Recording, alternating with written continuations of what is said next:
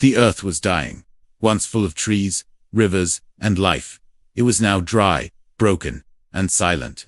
The sky was gray, and the wind carried dust instead of rain. Cities had fallen. Machines had stopped. The rich had left the planet long ago. The poor were left behind, to survive, or die. Among the broken buildings and dry land, a woman walked slowly. Her name was Rhea. She held a small child in her arms. Two more walked beside her, weak and barefoot. Their eyes were big, their stomachs empty. They hadn't eaten in days. Rhea had once been a teacher. She knew science, books, history. But now, all that knowledge meant nothing. Food was all that mattered. And there was none. She looked up at the sky.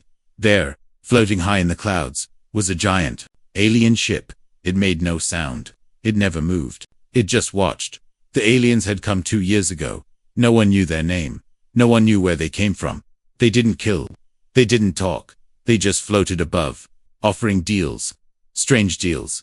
Some people went up. Some came back. Most did in single quotes. Rhea sat on a broken stone.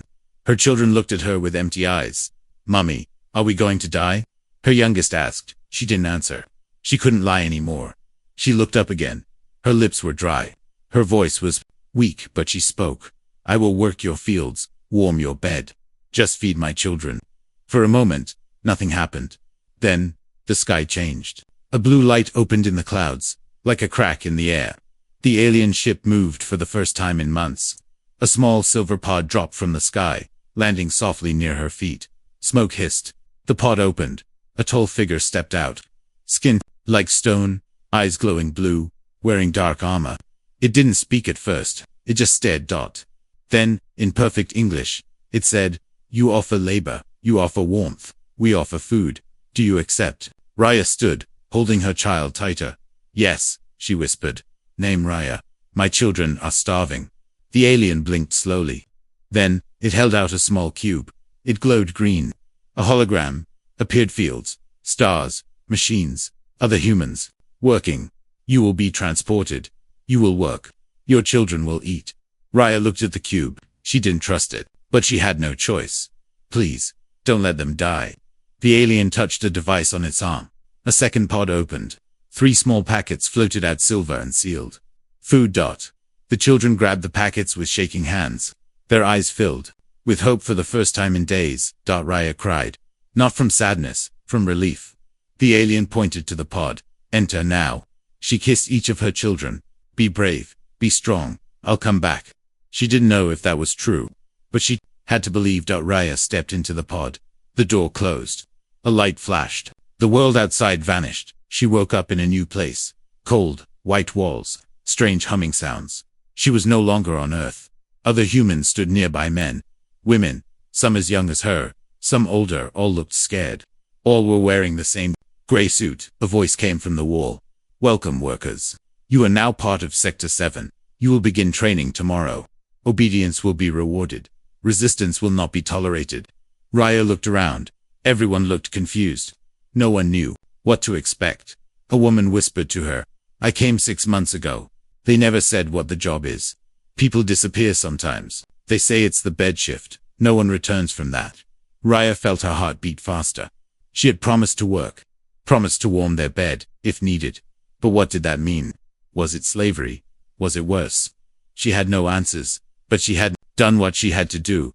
She saved her children, and now, she belonged to them. The lights turned red. A door opened. A group of aliens walked in. One of them looked at Rhea. "You come." Her story had just begun. Rhea stepped out of the cold white room and into a strange, new world. The air was thick and smelled like burnt metal. The sky above was purple, with no sun. The ground below her feet was not soilet, was soft, red, and warm, like skin. She was not on Earth anymore. A voice echoed from the walls again. "Sector 7. Farming zone. Orientation begins." Rhea looked around. She wasn't alone. At least 50 other humans stood beside her. Some were young, others old. Most looked scared. A few looked empty, like they had stopped feeling anything long ago. They were all wearing the same gray uniform. No names, no colors, just gray. A tall alien walked up to them. Its body was long and thin, and its skin looked like glass filled with smoke. It spoke in a deep, cold voice. You are now property of the Zan Collective. You will harvest energy. In return, you will receive food and shelter. You may survive. No one asked questions, not yet. The alien pointed to a massive field in the distance. Strange plants grew there, tall black stems with glowing blue orbs on top. They pulsed slowly, like they were breathing. These are emotion roots, the alien said. They feed on memory and feeling. Your job is to care for them. Sing to them. Speak to them. Touch them. Raya blinked. Sing, speak, to a plant. A man beside her whispered, they don't want our hands. They want our hearts. The next day, work began. The humans were divided into groups. Each group was taken to a different zone of the field. Raya's zone was marked with a black flag. No one smiled. No one talked. The work was silent. But it wasn't physical. She was told to sit near a glowing root. A machine was placed on her chest. It lit up when she spoke. Tell it something you love. The alien ordered. Raya hesitated. Then, she closed her eyes and said softly, my daughter's laugh. When I told her the sun was chasing her shadow, the blue orb on the plant glowed brighter. The machine beeped. The alien nodded. Good. The root is feeding. Raya didn't know why, but she felt tired after, like her heart had been touched and taken. Every day, she gave more memories. Her children, her husband, her lost home, the laughter, the warmth, the pain. The plants grew faster. At night, the humans slept in cold metal rooms. No windows, just buzzing lights. People whispered in the dark. One man said he had been there for a year. Another said time didn't move the same here. A woman spoke about the bed duty. They choose some of us, she said, voice shaking. They take us to a red tower. They call it warmth transfer. No one ever comes back. Raya asked, what happens there? The woman looked away. We don't know. But it's not about the body. It's about the soul. Weeks passed. Raya's body stayed strong, but her heart began to feel hollow. The more she shared her emotions with the roots, the less she felt like herself. She started to forget her daughter's face, her son's voice, her husband's name. The plants had taken too much. That night, she stood outside her bunk and looked up at the alien sky. Stars flickered above. Not one of them was Earth. She whispered to herself, I made a bargain. But how much do I have to give? Suddenly, she heard a noise behind her. A hand grabbed her arm. It was an old man, eyes wild. You want to survive? He said quickly. Then stop giving. Hide your real feelings. Fake the memories. The roots can't tell the difference yet. Raya stared at him. Why are you telling me this? She asked. He leaned close. Because you still have something to fight for. Most of us, we gave everything. We're empty now. He walked away into the dark. The next day, Raya tried to fake her memory. She told the plant a lie. I once flew over the sea with wings made of light. The orb glowed weakly. The machine buzzed but not fully. The alien watched her. Do not lie, it said. We know. Her heart raced. Could they feel it? Later, that night, the red light turned on in the hallway. The loudspeaker called a name. Subject 14. Raya. Report to Tower 9. Warmth duty. The room went silent. All eyes turned to her. She stood slowly. She had given her memories. Now they wanted something more. Her story was not over. It was just getting darker. The red tower was not a place for farming. Raya stood at the base of Tower 9, staring up at the glowing structure. It rose high into the alien sky, pulsing with a deep red light. The walls were smooth and warm, like living skin. It made no sound, but she felt it breathing. A silver door opened. Subject 14. Enter, said the cold voice from above. Raya took a deep breath and stepped inside. The inside was not what she expected. It was quiet, peaceful, too peaceful. The walls glowed softly. The floor was warm. A soft wind moved through the halls, but there were no windows. Strange symbols floated in the air, vanishing when she looked directly at them. She was alone. Then a second door opened.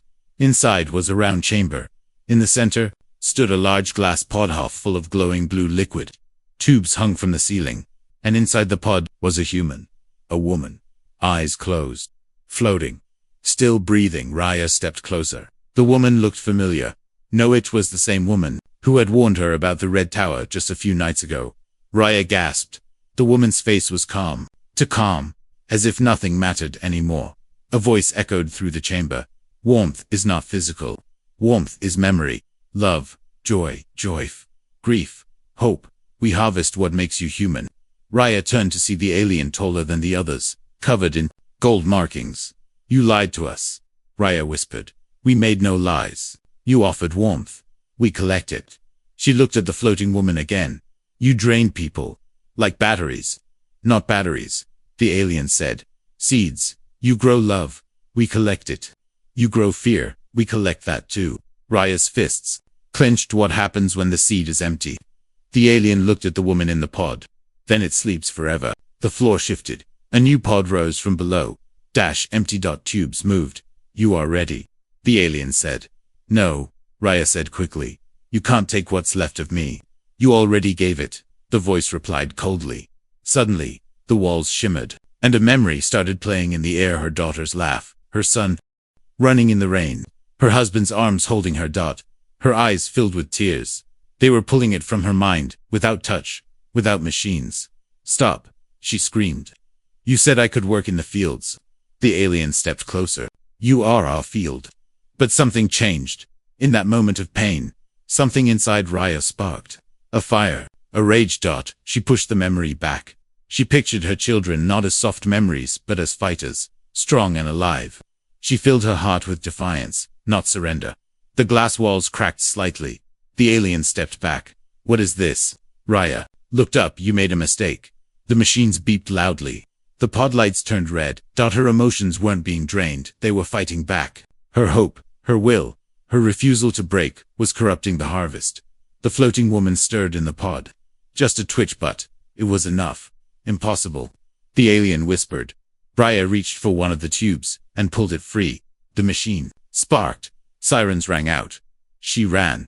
The tower's halls turned red. Doors slammed. Drones flew overhead. But Raya was faster. She knew now, they didn't just want her memories. They wanted humanity itself. And they feared resistance. She ducked into a side tunnel. Cold air rushed past. She saw other humans in chambers, some awake, some barely alive, some whispering things to no one. She couldn't save them all, but she had to try. At the edge of the tower, she found something hidden behind a black curtain, a screen, a live feed. It showed her children. They were alive, on Earth, eating food, smiling. The deal had been real, but now she realized the cost. The aliens had fed her kids only because she became a power source, a living fuel. They're safe, she whispered. Tears fell down her face. But now, she had to make sure they stayed safe, even if it meant she never saw them again. Outside, alarms were going off across the alien fields. Raya burst from the tower, clothes burned, face covered in dust. Other workers saw her. Some gasped, some cheered, others fell to their knees. She escaped the harvest, someone said. She looked at them. We are not their seeds, she shouted. We are not here to die. We are here to fight. The ground shook, the red tower sparked, and in the sky above, for the first time, the alien ship flickered, as if afraid. The tower burned behind her. Smoke rose into the purple sky.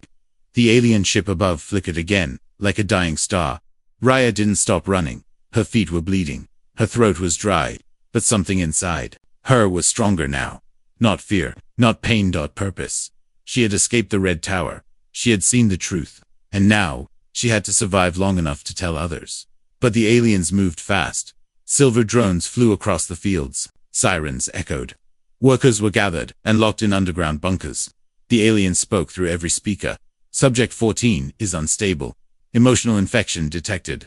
Purge protocol activated. Raya hid inside a rusted supply tunnel. She wrapped her arms around her knees and breathed slowly. Her mind raced. What had she done? She had resisted the harvest. She had broken their machine. That wasn't supposed to be possible. Was her mind different? Her memories stronger? Or was it her love? She remembered what the alien said. You grow love. We collect it. But maybe love was never meant to be harvested. Maybe love was meant to burn.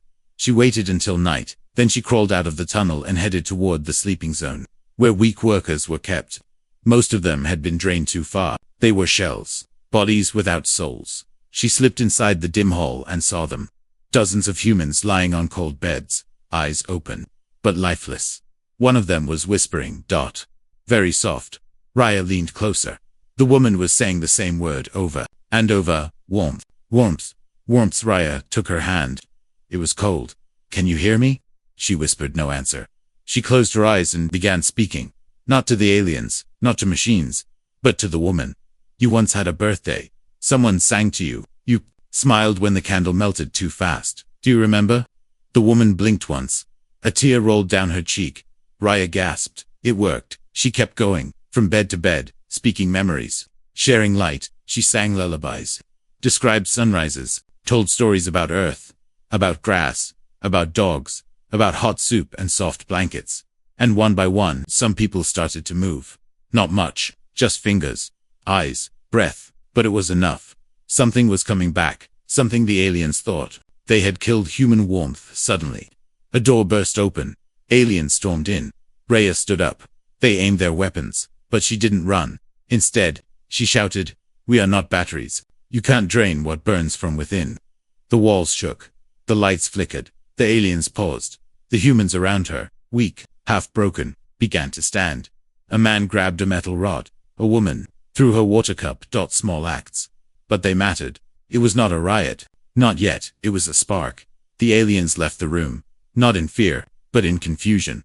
They didn't understand what was happening. The system was built to take emotions, not to face them. And Raya had done something no human ever had. She gave warmth, freely, not in fear, but in rebellion. Later that night, deep in a hidden storage room, she found something unexpected. An old communication terminal. Dusty, broken, but still blinking. She tapped it. The screen flickered. Asterisk, asterisk. Incoming signal. Source. Earth colony channel red. Asterisk, asterisk. She froze. It was her daughter, a small, blurry face, eating from a tin bowl. "Mummy, is that you?" Raya gasped. "Zara, baby." The voice was delayed. Echoed. "We got food. A woman came. She said you saved us. I miss you." Raya covered her mouth, tears falling. She hadn't just saved her kids. She had become a signal, a message of hope. And now, that signal had reached back. But the connection ended. The terminal shorted out. Raya sat in silence. Until a voice behind her said, "They'll come for you now. You lit a fire they can't put out." She turned. It was the old man from part 2, the one who warned her. He smiled. "I knew you were different. I've been waiting for someone like you." Raya stood. "Then help me. We need to wake the others." All of them. The next morning, something strange happened. All across Sector 7, workers felt warmer. Their dreams were sharper. Their eyes brighter. Memories began to return. And the alien fields. The roots stopped glowing. The plants drooped. The machines stopped humming. The harvest had failed. Because the warmth was no longer theirs to take. It had become a weapon. Raya was no longer just a number. Not just subject. 14, she had become something else now. A threat, a leader, a spark. For the last 3 nights, the alien machines had failed to harvest anything. The roots stopped growing. The towers stayed dark. And the humans started to wake up. Not all of them, but enough. And now, they whispered a word across the fields, softly, secretly. Escape. Raya met with others in the lower tunnels. They sat in circles, hiding between old cargo boxes and dusty cables. The old man from before, his name was Gareth, brought a rough map of the facility. Drawn from memory, he pointed at the blinking dots on a stolen alien device. Every 7 cycles, the harvest cores go into reset. For 6 minutes, the gates between zones unlock. That's when we move. A young woman frowned. And go where? The planet is huge. No ships. No weapons. Raya replied, calm but firm. We don't run. We go inside the control chamber. We shut the system down. From the core someone gasped. You want to go into the alien command center? I've seen the tech, Raya said. They're not just harvesting feelings. They're storing them like code. And if we flood it with a human emotion they don't understand. Gareth smiled. Chaos. For the next few days, Raya played the role of a silent worker again. She followed orders. She touched the emotion roots. But she gave them false memories. Stories of dancing clouds. Oceans made of laughter. Skies that sang lullabies. Nonsense. The machines buzzed in confusion. The aliens grew silent. They knew something was wrong. They just didn't know what. One night, an unexpected visitor came to Raya's chamber. An alien, but not like the others. Smaller, thin arms. No armor. Its voice was soft. You broke the pattern. You changed the roots. Why? Raya didn't lie. Because we were not meant to be harvested. Our warmth is not yours to own. The alien tilted its head. But your kind agreed. They offered themselves. No, she replied. We offered hope. You turned it into fuel. The alien stepped closer. Its voice dropped to a whisper. I can help you. The next morning, Gareth brought news. There's an old shuttle locked. Under Tower 2. Dead tack. Human-made. Smuggled during the first trade years. It's not on their grid. Raya stared at the map. This was their chance. The escape plan had two parts. Break the tower's core using emotional overload. Steal the shuttle and fly out, or die trying. But there was one problem. Someone had to stay behind and trigger the overload from inside. That night, Raya recorded a message. She looked directly into the stolen alien camera and spoke. If you find this, I am Raya. I gave them my heart, but not my soul. If my children are listening, live strong. Be kind. Burn brighter than I ever could. She placed the chip in Gareth's hand. If I don't make it, you give them this. Gareth nodded. You'll make it. But Raya already knew the truth. Every rebellion needs a sacrifice. The night of the plan arrived. Sector lights. Glitched. The root fields shivered, and then the cycle began. Zone gates unlocked for 6 minutes. The group moved fast. 22 humans, each carrying stolen parts and wires, guided by Gareth and Raya. They entered the base of Tower 2, and deep inside, found the core room, a glowing orb, pulsing blue surrounded by screens, full of spinning memory data, laughter cries, screams, songs, billions of emotions. Trapped, frozen. Raya walked to the interface. The small alien who had visited her earlier stood in the shadows. It said nothing, but it didn't stop her. She reached for the panel and whispered, let's give them something they can't store. She closed her eyes and remembered everything. Not just her children, but humanity itself. A child seeing snow for the first time. A father crying at his daughter's wedding. Friends laughing under a full moon. A soldier hugging his mother. A woman whispering, I love you to a grave. All of it. She pushed it into the system, and the machine screamed outside. The alien fields began to burn. Towers cracked. Roots exploded. The harvest was breaking. Because love, grief, memory, real memory, was too wild to hold. Gareth and the others made it to the shuttle, just as it powered up. The ground behind them split open. Alien guards rushed toward them. Gareth shouted, Raya, now. Inside the tower, Raya smiled. She pressed the final key. For my children, she whispered, and the core exploded in light. Far above, the alien mothership blinked once, then shut down. The shuttle flew into the sky. Humans inside crying, cheering, clutching each other. And in the back of the ship, Gareth clutched the chip close to his chest. Silence. That's what followed after the tower exploded. No machines, no harvest alarms. No voices in the sky. Just silence. Then came the smoke. Then came the scream. Then came the fire. Gareth stood at the shuttle window. The ground below glowed red. The alien fields were dying. Towers once tall and proud now leaned like broken bones. And somewhere beneath all that wreckage was Raya. He pressed the chip she gave him against his chest. She did it. Someone behind him whispered. She gave everything. For us. But the war wasn't over. Because the aliens had seen it too. And now, they were angry. Across the planet, new ships dropped from the sky. Smaller, faster, like sharp silver knives. They flew low over the broken fields, scanning, hunting. One voice echoed from the alien network. Emotion breach. Sector corrupted. Begin reclamation protocol. Which meant only one thing. They were coming to take everything back. But this time, humans were ready. Gareth gathered the freed workers. They were tired, scared, but they were also awake now. He stood on a broken root stem and spoke. They wanted our emotions. Now they'll get our rage. Cheers rose around him. In a hidden cavern, the small alien who once spoke to Raya watched the fires burn. Others of its kind hissed in fear. But this one, it felt something different. Curiosity, respect, and maybe guilt. It sent out a secret signal. A message meant for any surviving humans. One line only. She is not gone. The core was not her end. Find the ember. Meanwhile, Gareth and the others moved fast. They used broken harvest gear to make weapons. Emotion amplifiers to attack, not absorb. They called them echo guns. They didn't fire bullets. They fired memories. A blast of a baby's first cry could knock an alien to its knees. A shot of heartbreak could disable a drone completely. The aliens had no defense. They were built To feed on emotions, not face them, in raw, untamed form. The rebellion spread like wildfire. Humans from other sectors, once too weak to move, now stood with fists raised. They painted Raya's name on tower walls. Raya burns in US. Love is our fire, we remember in the air above. The mothership began to stir. After years of silence, it moved, not toward Earth, but toward the rebellion site. They were coming in person. Now cleanse what they called corruption. But humans had already changed something deep in the system. The field code, the core harvest algorithm. It now recognized emotion as unstable, uncontrollable, infectious. The aliens feared it, and fear, ironically, made them act like humans. Desperate, reckless. By week, as the rebellion grew, Gareth followed a strange signal coming from deep underground. Far from the towers, it was weak, faint, but it repeated the same sound over and over. A heartbeat. He followed it. What he found made him fall to his knees.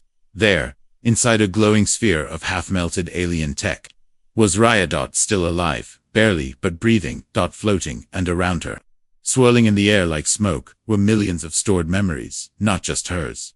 Everyone's laughs, songs, goodbyes, kisses, last words, lost dreams. The aliens had failed to consume them all, because Raya had set them free, and now, she was the core.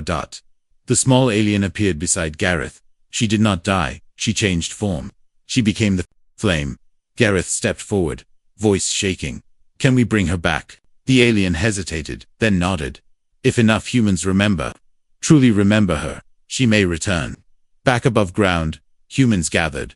They stood together under the burning towers, and one by one, they spoke her name, Raya. She saved me. She reminded me I was human. She gave us back our stories. She is not gone. The sky shimmered. The mothership above cracked at its center, and deep underground, Raya's fingers twitched. The rebellion didn't just burn buildings, it burned the old rules. The old fear, the old silence. And in its place, something new began to grow. Something wild, something human. The sky turned red. The alien mothership, the same silent shadow that once floated above Earth, now moved like a falling god. Its core opened. Long, sharp towers dropped from its belly like fangs. Below, the broken fields lit up. The final purge had begun. The aliens weren't coming to feed anymore. They were coming to end the human rebellion. Gareth stood at the cliff's edge, staring at the sky. Behind him, thousands of humans waited, tired, wounded, but burning with something stronger than any weapon. Memory. He held a small metal sphere, the heart of the stolen tech, now infused with Raya's essence. She was still alive, but fading. The alien machines had trapped her in data. Her body slept, but her soul drifted between code and light. If the mothership completed its purge, her signal would be wiped forever. A child stepped forward from the crowd. Raya's daughter. Zara. Eyes full of fire. She's not gone, she said softly. I feel her. In the stories, in the fire. She's watching us. Gareth nodded. Then let's show her something worth watching. The humans gathered. From every tower, every tunnel, every broken farm sector. They carried nothing but echo blasters, rebuilt tech powered by emotion, lined with old wires, memories carved into the circuits. One blast carried a lullaby. Another carried a goodbye kiss. One gun hummed with a grandmother's final hug. Another with a soldier's scream on a battlefield. Each memory, painful or precious, was now a weapon. Then came the sound. Low, vibrating. The mothership had opened its command core. A voice deeper than thought echoed through every speaker. Human infection must be deleted. Emotion is a virus. Prepare for total reset. Gareth raised his voice. Not a scream, not a war cry, just human. We are not your fuel. We are not your tools. We are not broken. We are wild. We are love. We are rage. We are human. And behind him, thousands roared. The final battle began. Aliens rained from the sky, fast, metallic, heartless. But the humans didn't run. They fired blasts of memory. A woman yelled and shot a beam of her wedding day. An old man slammed a drone with a blast of his dead brother's laugh. Each shot hit like thunder. The aliens screamed, short-circuited, collapsed. They had built themselves to feed on emotion, but never to face it. Inside the mothership, alarms flared, code collapsed. The alien hive, mind fractured. And in that chaos, Raya woke up. Just for a moment. Inside the machine, her soul pulsed like a flare. She saw Earth again, A memory. Her children's faces. Her old classroom. Books. Trees. Rain. And she whispered, "You wanted our warmth. Now feel our fire." She sent herself through the alien network. One last time. Down on the battlefield. Every echo blaster lit up at once. A deep hum filled the air. Not fear. Not pain. Not death. But connection. Every human heart synced for just a second. One pulse, one beat. And that beat traveled upward, into the sky, into the alien ship. Into the machines that never understood what it meant to feel. The ship cracked. Its metal walls melted like wax. Its memory cores burst. It couldn't take the weight of humanity, because what humans gave freely could never be stolen. The mothership exploded, not with fire, but with light. Blue, gold, white. A billion memories set free. Silence returned, but this time, it was peaceful.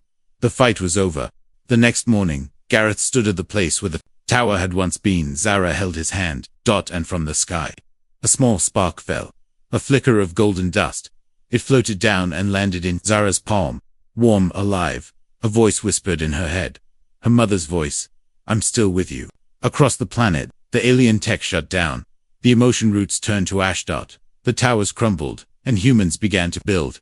Not machines. Walls, but homes, with music, with laughter. With names carved in stone, and trees planted in soft soil. They named the place the Emberlands, where warmth once burned in chains. Now it burned in freedom.